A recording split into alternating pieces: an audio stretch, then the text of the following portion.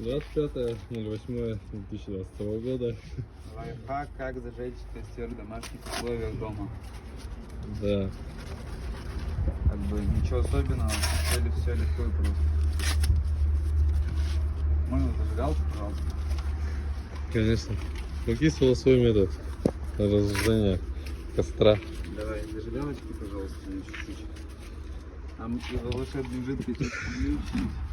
Куда, на руку? Нет, волшебное зелье.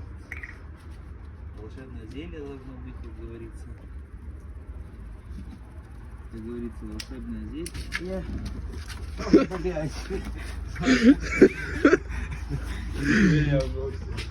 Волшебное зелье. Ты даже не засунул. Он сейчас просто сгорит. А, ну так в чем прикол заключается? Лайфхак-то и в этом.